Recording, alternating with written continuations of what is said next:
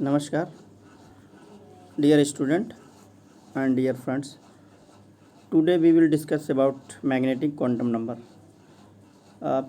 पिछले लेक्चर में हम लोग बात किए थे कि क्वांटम नंबर हैं क्या चीज़।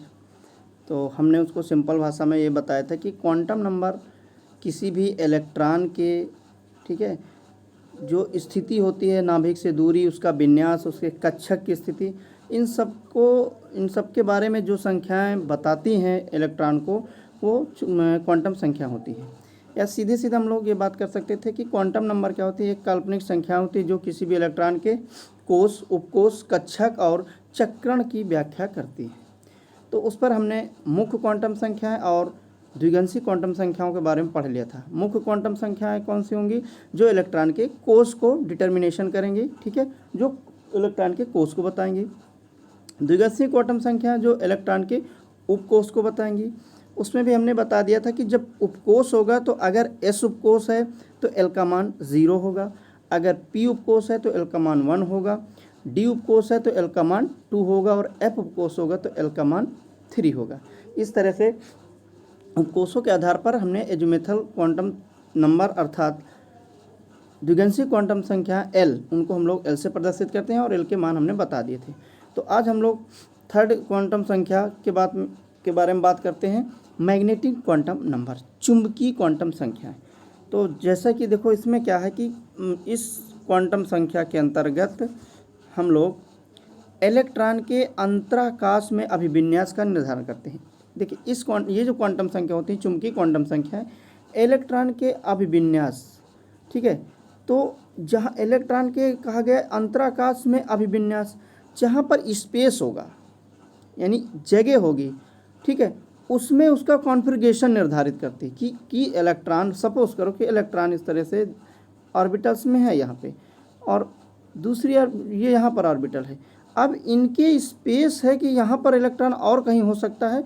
तो ये जो चुंबकीय क्वांटम संख्या है वो इलेक्ट्रॉन के इंटर स्पेस, अंतराकाश में कॉन्फ़िगरेशन का निर्धारण करती हैं, जिससे कक्षकों का अभिविन्यास भी कहते हैं, ठीक है। तो आप ये समझ लीजिए, सीधे सीधे मैं आपको बता रहा हूँ कि जो चुंबकीय क्वांटम संख्या होंगी, मैग्नेटिक क्वांटम नंबर, वो ऑर्बिटल्स को डिसाइड करेंगी। देखिए, मुख्य क्वांटम संख्या कोष को, चुंबकीय द्विगंशी क्वांटम संख्या उपकोष को, और आपका चुंबकीय क्वांटम संख्या ऑर्बिटल्स यानी कक्षक के बारे में बात करेंगे। तो सीधे सीधे ये देखिए, जिसे कक्षकों का अभिविन्यास यानी कक्षक के बारे में बताती हैं। इसे हम m से, या तो m से लिख सकते हैं या m1 से लिखा जाता है, वैसे m से ज़्यादा बेटर है, ठीक है। तो चलते हैं। अब इनका दूसरा नाम ये भी है कि इसे अभिविन्यास क्वांटम संख्या, ओरिएंटेशन क्वांटम नंबर भी कहा जाता है, क्योंकि ये अभिविन्यास को व्यक्त करती है, ठीक। अगर चुंबकीय क्वांटम संख्या को हम लोग m से जब प्रदर्शित करते हैं, तो अगर हमें l का मान मालूम हो, ठीक है, l का मान मालूम हो, अगर हमें l का मान मालूम होगा तो हम लोग क्या करेंगे, m का कुल मान निकाल लेंगे। तो m का कुल मान निकालने के लिए हमारे पास 2l + 1 है। l जहाँ पर एजीमुथल क्वांटम नंबर है, तो अगर हमें l का मान पता चल जाएगा तो हम मैग्नेटिक क्वांटम संख्या के कुल मान की गणना कर सकते हैं। इस तरह से अगर क्वेश्चन में ये कभी कहा जाएगा कि m के पूर्णांक मान ज्ञात कीजिए, तो हम लोग शुरू करेंगे -l से +l तक। इसका मतलब ये है कि एजीमुथल नंबर, ठीक है, या द्विगंशी क्वांटम संख्या में जो l का मान होगा, उस मान के ऋणात्मक मान से धनात्मक मान तक चलेंगे, ठीक। जैसे सपोज करो हम यहीं पर बात करते हैं कि अगर कह दिया जाए l बराबर 2 है, ठीक, तो m का मान कितना होगा? तो देखिए यहाँ पर m बराबर कर देंगे 2l + 1, तो यहाँ 2 × 2 + 1 बराबर 2 दूना 4 1 5। तो l के मान कुल कितने होंगे? 5 मान होंगे। l के कुल 5 मान होंगे। अब उन पाँचों मानों को हम लोग लिखेंगे। तो देखिए यहाँ से 2 शुरू है हमारे यहाँ, तो यहाँ हो जाएगा -2 -1 0, फिर इसके बाद +1 और +2। अब अगर इन मानों की गिना जाए तो देखो कितना, आप देखो यहाँ पर जब मान गिनेंगे तो कितने मान आ रहे हैं, 1 2 3 4 5। तो इस तरह से ये जो है, ये मान जो है वो m के पूर्णांक मान है और m के कुल मान जो है m = 2l + 1 है, ठीक। इस तरह से हम लोग चुंबकीय क्वांटम संख्याओं का डिटर्मिनेशन करेंगे। अब देखिए यहाँ पे चुंबकीय क्वांटम संख्याओं मान के लिए मैंने बता दिया कि अगर वो किसी भी कोस यानी n का मान 1 है, n क्या है मुख्य क्वांटम संख्या, अगर n का मान 1 है तो l का मान क्या हो जाएगा 0। कहने का मतलब ये कि s में होगा ना, ये s में, तो l का मान 0 और m का भी अनुशंसनीय मान परमिसिबल मान क्या हो जाएगा 0। इस तरह से l का मान अगर 2 है तो यहाँ देखिए 2 मान हो जाएंगे, एक तो मान हो जाएगा 0 और एक हो जाएगा 1। तो इस तरह से इसके जो मान होंगे तो एक 0 का हो गया और एक -1 फिर 0 फिर +1। इस तरह से हम लोग चुंबकीय क्वांटम संख्याओं के मान देखेंगे। अगर m में लिखा है 3 तो देखिए 3 मान होंगे 0, 1 और 2, 3 मान हो गए 1, 2 और ये 3। तो इसका मान तो 0 का 0, 1 का फिर माइनस से चलेंगे तो -1, 0 +1, 2 से चलेंगे तो देखिए -2, -1, 0 +1 +2। और इसी तरह से अगर 4 की बात की जाए n = 4 होगा तो देखिए n = 4 होने पर 4 मान ये हो जाएंगे 0, 1, 2, 3। तो 0 के लिए तो 0 रहेगा, 1 के लिए -1 से चलेंगे तो -1, 0 +1, 2 से चलेंगे तो -2 +1 सॉरी -2 -1 0 +1 +2, 3 से चलेंगे तो -3 -2 -1, यहाँ 0 +1 +2 और +3। तो इस तरह से हमारे पास ये मान होते जाएंगे। हम लोग कभी देखे होंगे कि आप छोटी कक्षाओं में पढ़े होंगे, एक संख्या रेखा पढ़ा होगा, तो आप यहाँ पर पढ़े होंगे कि 0 फिर 0 से आगे बढ़ते जाते हैं तो 1 +1 +2 +3 +4 +5 इस तरह से, और जो 0 से पीछे जाएंगे तो -1 -2 -3 -4 -5 -6, इस तरह से ये संख्या रेखा प्राप्त होती है। तो हम यहाँ पर इलेक्ट्रॉन भी अपने वैसे ही पुटअप कर रहे हैं। ठीक, अब हम लोग बात करेंगे चक्रण क्वांटम नंबर की, स्पिन क्वांटम नंबर। ठीक है, स्पिन क्वांटम नंबर के बारे में 1925 में सैमुअल गॉडस्मिथ तथा जॉर्ज उलेनबैक ने बताया था। बताया क्या था ये, एक्चुअली में इन्होंने इसके बारे में अवधारणा यानी एक इमेजिनरी कल्पना की और इसके बारे में अध्ययन किया लिथियम और हाइड्रोजन पर। ठीक, अब चक्रण क्वांटम संख्या क्या करेंगे, देखिए ये इनके द्वारा ऑर्बिटल्स में पाए जाने वाले इलेक्ट्रॉन के स्पिन को ज्ञात किया जाता है कि इलेक्ट्रॉन ऑर्बिटल में किस तरह से चक्रण करता घूम रहा है। ऐसे अगर घूम रहा है, यानी देखो आप मेरा हाथ पर ध्यान दीजिए, अगर ऐसे घूम रहा है, ऐसे यहाँ से उठे, यहाँ से ऐसे अगर घूम रहा है ऐसे तो ये क्लॉकवाइज। अब अगर ऐसे घूम रहा है, ऐसे आ रहा है, ठीक है, उल्टा घूम रहा है, ऐसे घूम रहा तो एंटी क्लॉकवाइज, ऐसे घूम रहा है तो ये क्लॉकवाइज। तो इलेक्ट्रॉन के यहाँ पर चक्रण की बात की जा रही है कि चुंबकीय क्वांटम संख्याओं में चक्रण क्वांटम संख्याओं में इलेक्ट्रॉन की स्पिन कैसी है, क्लॉकवाइज है या एंटी क्लॉकवाइज है। तो इसको हम या तो एस से व्यक्त करेंगे या एम एस से, तो हम लोग इसको एस से व्यक्त करेंगे। ठीक है, ये दोनों से व्यक्त किया जाता है लेकिन एस से हमारे लिए बेटर है, तो इसे एस से व्यक्त करेंगे। ठीक है, और देखिए इसका जो मान होता है, इसका मान निम्न समीकरण द्वारा ज्ञात किया जाता है। अगर इसके कोणीय हम मान बात कर रहे हैं, जब कोणीय वेग का मान ज्ञात किया जाएगा इस चक्रण का, तो यहाँ पर हमारा ये आ जाएगा s = h/2π √s+1। ठीक है, तो ये हमारा समीकरण है जिसके द्वारा हम चक्रण की दिशा को निकालते हैं। ठीक है, जहाँ s चक्रण है और चक्रण क्वांटम संख्या के 2 मान हो सकते हैं। ठीक, एक तो क्लॉकवाइज यानी घड़ी की दिशा में और एक एंटी क्लॉकवाइज। ठीक है, तो जो घड़ी की दिशा में घूमेगा तो उसको बोलेंगे अप। ठीक है, उसको बोलेंगे स्पिन अप, और जब घड़ी के विपरीत दिशा में घूमेंगे तो हम बोलेंगे उसको स्पिन डाउन। ठीक, तो एक बार हमने पुनः आपको रिवीजन कर देते हैं। क्वांटम संख्या काल्पनिक संख्याएं होती हैं जिनसे हम कोष, उपकोष, कक्षक और चक्रण को निर्धारित करते हैं। तो जो कोष को निर्धारित करते हैं उन्हें मुख्य क्वांटम संख्या कहते हैं, उनको हम n से प्रदर्शित करते हैं। जो उपकोष को निर्धारित करते हैं उन्हें एजुमेथल क्वांटम संख्या कहते हैं, उन्हें हम L से प्रदर्शित करते हैं।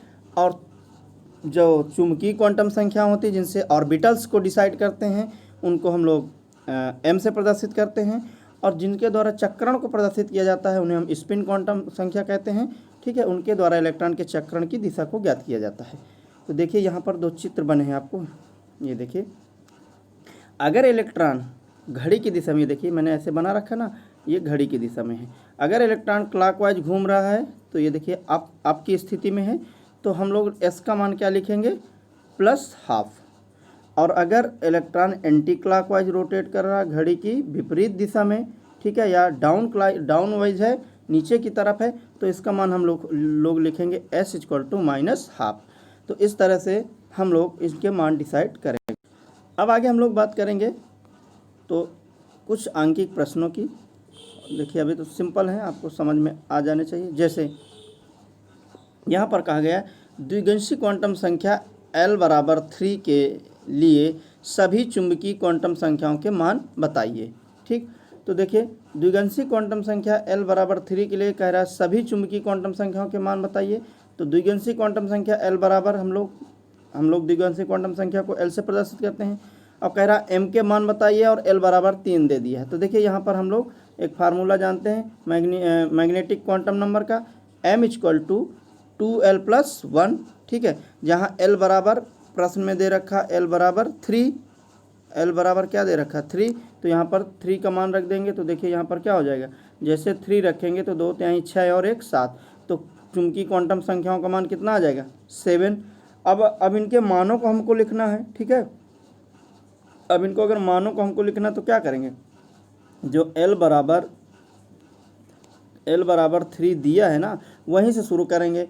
तो -3 शुरू करेंगे, फिर -2, फिर -1, फिर 0, फिर +1, फिर +2 और फिर +3। तो इस तरह से देखिए 1 2 3 4 5 6 7 मान हो गए।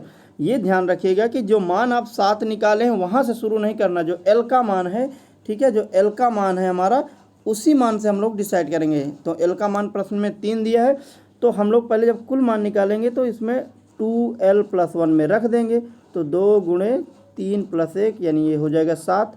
अब इन 7 मान कुल होते हैं, लेकिन अगर M के L से मान चलेंगे, -L से +L तक चलेंगे, तो जो L का मान ऊपर सवाल में दिया है 3, तो 3 से चलेंगे तो -3 -2 -1 0 1 2 3, इस तरह से 7 हो जाएंगे। नेक्स्ट क्वेश्चन है, देखिए ये कहा गया है कि क्लोरीन के अंतिम इलेक्ट्रॉन के लिए, ठीक, क्लोरीन के कहा गया क्लोरीन के, ये देखिए क्लोरीन के अंतिम इलेक्ट्रॉन के लिए चारों क्वांटम संख्याओं के मान बताइए। तो सबसे पहले हम लोग क्या करेंगे, क्लोरीन का इलेक्ट्रॉनिक विन्यास निकाल लेंगे। ठीक है, तो क्लोरीन का परमाणु क्रमांक 17 और 17 का हम लोग भरेंगे तो क्या हो जाएगा 1s2 2s2 2p6 3s2 and 3p5। ये देखिए लास्ट में 3s2 3p5। अब चूंकि हमें अंतिम इलेक्ट्रॉन की बात की गई है, तो अंतिम इलेक्ट्रॉन हमारा p में भरा है, p का हम लोग उपकोष में ऑर्बिटल्स में इलेक्ट्रॉन लिख लेंगे। ठीक, तो जैसे लिखेंगे तो ये देखिए मैंने लिखा px py pz। अब देखिएगा मैं इसको ऐसे भर के आपको दिखाता हूँ। मान लो ये हमारा p में हमने भरा, ये हो गया आपका px, ये हो गया py, ये हो गया pz। तो यहाँ भरेंगे 1 2 3, फिर यहाँ जाएंगे 4 और 5। तो अंतिम इलेक्ट्रॉन हमारा यहाँ पे आया है। ये देखिए अंतिम इलेक्ट्रॉन इसमें यहाँ पर है। चूँकि मैंने इनमें संख्या रेखा बताया था कि देखिए यहाँ पर जब बांटेंगे तो यहाँ पर अगर हम p का बनाएं, ठीक है, ये तो ये क्या हो जाएगा, तो यहाँ पर देखिए ये हो जाएगा 0, ये हो जाएगा +1, ये -1, इस तरह से। तो अब यहाँ पर सबसे पहले देखेंगे कि n का मान, तो n का मान यानी मुख्य क्वांटम संख्या जो होंगी, तो n मुख्य क्वांटम संख्या n होती है और n सबसे बड़ा नंबर यहाँ पर 3, तो n का मान तो 3 हो गया। अब अगर इलेक्ट्रॉन यहाँ पर p में है, तो हमने बताया था l का मान अगर 0 है तो s है, और अगर p है तो हम लोग क्या लिखेंगे 1, यानी l का मान यहाँ पर क्या आ जाएगा 1। ठीक है, ये देखिए, और यहाँ m का मान 0 कैसे आया, क्योंकि देखिए ये हमारा 0 है और ये +1 और ये -1, तो अंतिम इलेक्ट्रॉन 0 के ऑर्बिटल्स में ना py में है, और उसको हम लोग ये देखिए मैंने अलग से दिखा दिया है, ये -1 0 +1, तो इलेक्ट्रॉन 5वां इलेक्ट्रॉन यहाँ पे है, अर्थात m का मान 0। और इलेक्ट्रॉन की दिशा किस ओर है, तो देखिए दिशा नीचे की ओर है, ऐसे ये देखिए नीचे ऐसे है ना, एंटी क्लॉकवाइज है, तो माइनस से लिखा जाएगा s बराबर -12। ठीक, तो इस तरह से अगर आप थोड़ा सा प्रयास करेंगे तो समझ में आ जाएगा। फिर आगे हम लोग अगला क्वेश्चन दिया है कि 3D इलेक्ट्रॉन के लिए n, l, m तथा s के मान लिखिए। l, m का मतलब क्या है, ये मुख्य क्वांटम संख्या, द्विगंशी क्वांटम संख्या, चुंबकीय क्वांटम संख्या और s फॉर स्पिन क्वांटम संख्याओं के मान लिखिए। तो सबसे पहले हम लोग करेंगे क्या, d के इलेक्ट्रॉन भर लेंगे। 3D में कितने इलेक्ट्रॉन हैं, 8, तो 3D 8 के इलेक्ट्रॉन भरेंगे। तो देखिए d में 5 उपकोष होते हैं, 1 2 3 4 5, और पाँचों में पहले सिंगल सिंगल इलेक्ट्रॉन भरेंगे, इसके बाद उनकी पेयरिंग करेंगे। तो पहला में देखिए 1 इलेक्ट्रॉन, फिर ये 2, फिर ये 3, फिर ये 4, ये 5, फिर वापस आए तो ये 6, ये 7 और ये 8। तो 8वां इलेक्ट्रॉन हमारा यहाँ पे आ गया। अब देखेंगे कि n बराबर, जो इसके पीछे संख्या लिखी है n, तो n बराबर 3 लिखी है, यानी मुख्य क्वांटम संख्या 3 हो गई।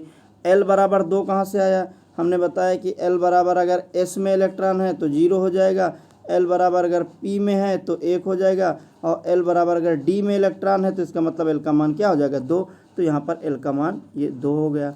अब बात की जाए चक्रण की, तो देखिए इलेक्ट्रॉन नीचे की ओर है तो s का मान क्या हो जाएगा, -12। ठीक, इस तरह से ये देखिए सॉल्व है क्वेश्चन, है ना। कहा गया कि 3D 8 इलेक्ट्रॉन के लिए n, l, m, s के मान लिखिए, और ये यहाँ पर आपके मान लिखे कि n बराबर कितना, s बराबर कितना। अब हम लोग बात करेंगे नेक्स्ट क्वेश्चन की, ठीक है। तो नेक्स्ट क्वेश्चन देखिए हमारा ये है, यदि किसी तत्व का परमाणु क्रमांक 11 है तो इसके अधिकतम ऊर्जा वाले इलेक्ट्रॉन की चारों क्वांटम संख्याओं के मान लिखिए। तो सबसे पहले जो क्वेश्चन इन्होंने कहा कि यदि कोई 11 परमाणु क्रमांक है, तो 11 परमाणु क्रमांक वाला तत्व क्या हमारा, सोडियम। और कहा गया कि इसके अधिकतम ऊर्जा वाले, तो हम लोग सोडियम का पहले इलेक्ट्रॉनिक विन्यास निकाल लेंगे। इलेक्ट्रॉनिक विन्यास निकालेंगे तो लास्ट में हमारा आ जाता है 3s1। और 3s1 अगर आ गए तो देखिए जो सबसे अंतिम में इलेक्ट्रॉन होता है वो उसी की एनर्जी सबसे ज़्यादा होती है, ठीक है। क्योंकि ऊर्जा के बढ़ते उपकोष में हम लोग इलेक्ट्रॉनों को भरते हैं ना, तो इसका मतलब इसके सबसे ज़्यादा एनर्जी है। तो अधिकतम ऊर्जा वाला इलेक्ट्रॉन कौन होगा, 3s1। अब देखिए यहाँ पर चुंबकीय क्वांटम संख्या n, मुख्य क्वांटम संख्या n क्या होगी, जो सबसे बड़ा नंबर यहाँ लिखा 3। इलेक्ट्रॉन किस में है, s उपकोष में है, तो l का मान क्या हो जाएगा, 0। अब इसमें तो केवल एक ही ऑर्बिटल्स होती है, ठीक है। तो m का मान अपने आप यहाँ पर क्या हो जाएगा, संख्या रेखा यहाँ बनी 0 ही रहेगी, ये 0 हो गया, ठीक है। अब बचा क्या, इलेक्ट्रॉन, एक इलेक्ट्रॉन भरा है, तो देखिए एक इलेक्ट्रॉन s में अधिकतम कितने रह सकते हैं, s में रह सकते हैं 2, भरा है 1, तो वो घड़ी की दिशा में ऐसे घूम रहा है, ठीक है। तो इसका मतलब क्लॉकवाइज है, तो s का मान हो जाएगा +½ तो इस तरह से आपका ये क्वेश्चन सॉल्व हो जाएगा। देखिए n = 3, l = 0 और m = 0 और s = +½ ठीक। अब नेक्स्ट क्वेश्चन है, देखिएगा, निम्नलिखित कक्षकों में उपस्थित इलेक्ट्रॉनों के लिए कोणीय संवेग की गणना कीजिए, 4s कक्षक और 2p कक्षक। तो देखिए यहाँ पर हम लोग क्या करेंगे, कक्षक के इलेक्ट्रॉन का कोणीय संवेग क्या होता है, ये h = 2π√L l+1। अब यहाँ s में दिया है तो s के लिए l का मान क्या हो जाएगा, 0। हमने बताया कि s उपकोष में है तो एजिमेथल या उसका एजिमेथल क्वांटम नंबर का मान l बराबर क्या हो जाएगा, 0। तो l बराबर 0 s के लिए। तो अब इस फार्मूले पर अगर हम रखेंगे तो देखिए हम यहाँ पर रख रहे हैं फार्मूले पर, ठीक है। 4s के लिए l बराबर 0 हो जाएगा, तो इलेक्ट्रॉन का कोणीय संवेग क्या होगा, h/2π√L l+1। तो h/2π यहाँ पर हम लोग रखेंगे 0, तो ये पूरा मान क्या कर देगा, 0 कर देगा। नेक्स्ट दूसरा पार्ट में उन्होंने पूछा है 2p, यानी 2p में क्या होगा। तो देखिए यहाँ पर हम लोग अब 2p की बात करेंगे, तो देखिएगा p में है तो l का मान कितना हो जाएगा, 1, और चूंकि l का मान 1 तो इलेक्ट्रॉन का कोणीय संवेग h/2π = L l+1 होता है। तो h/2π L l+1, तो यहाँ पर क्या हो जाएगा, देखिए यहाँ 1 l की जगह हम l की जगह मान 1 रखेंगे, ठीक है। तो 1 और 1 मिलके 2 और 2 का 1 में गुणा, 2 1 कम 2 हो जाएगा, ठीक है। 1 और 1 मिलके 2 और 2 का 1 में गुणा, तो 2 1 कम 2, तो ये √2 आ गया। अब चूंकि ये मान हमारा इस तरह से आ गया, h/2π और इंटू √2, ठीक है। अब हम क्या करेंगे कि h/2π √2 का ऊपर नीचे गुणा कर देंगे, ठीक है। तो ये √2 का ऊपर नीचे हमने गुणा कर दिया, ठीक। तो देखिए √2 का √2 में गुणा हो जाएगा तो ये क्या हो जाएगा 2, और यहाँ पर है 2 पाई और √2, फिर देखिए 2 से 2 कैंसिल हो जाएगा तो बचेगा क्या h/, ठीक है, √2 पाई। तो ये देखिए यहीं पर मैंने ये मान निकाला है h/, ये h/2√पाई। ठीक, इस तरह से कुछ ये न्यूमेरिकल हैं, थोड़े थोड़े आप कोशिश करिएगा समझने की, बाकी हम फिर से समझा देंगे। सभी को नमस्कार, थैंक यू, जय हिंद, वंदे मातरम।